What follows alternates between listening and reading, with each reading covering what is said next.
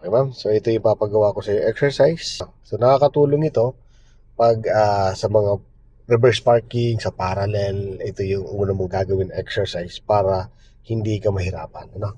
So, ito. Ang position natin ngayon, nandito. So, gagawin mo lang, abanti ka. Then, ididikit mo gulong mo dito. Parang ganun, no? Lalapit. Then, pag gumita na, yan. Ganyan, no? Pag okay na, babalik.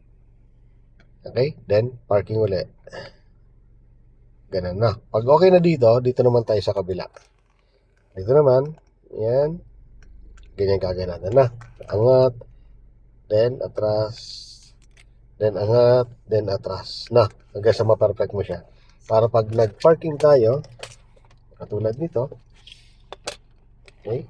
So, hindi ka mahirapan magpadikit ng gulong. Halimbawa ito, gusto mong padikitin dito ang gulong mo, mas madali mo siya makakuha. Gusto mong padikitin yung kanang gulong mo doon sa guhit, mas madali. So, hindi ka mahihirapan mag-adjust. Okay? Huwag ganyan na. Hindi ka mahirapan mag-adjust. Ganun din sa parallel.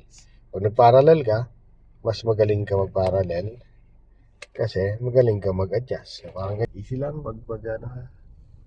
O, yan. Gitna manibela, layo mo na. Ilayo mo pa. Kailangan kita mo yung guhit dulo. Kunti pa. Kailangan, yun, ano. Okay, gitna na. O, isa pa. So, reference mo yung Fortuner na puti na. So, hindi pwedeng malayo, hindi rin pwedeng sobrang malapit. Babalansin mo lang na yung hindi ka nasasakit. Tama, ganyan. No?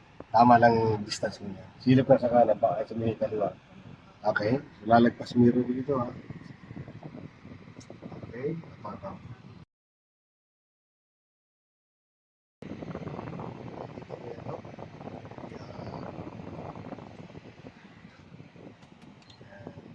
Talagay mo na sa kanya.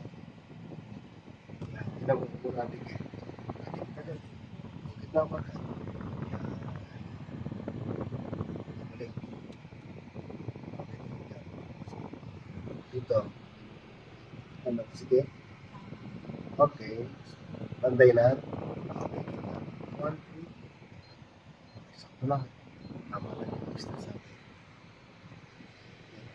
Ganun din. Sige na, hanggang mag-stop.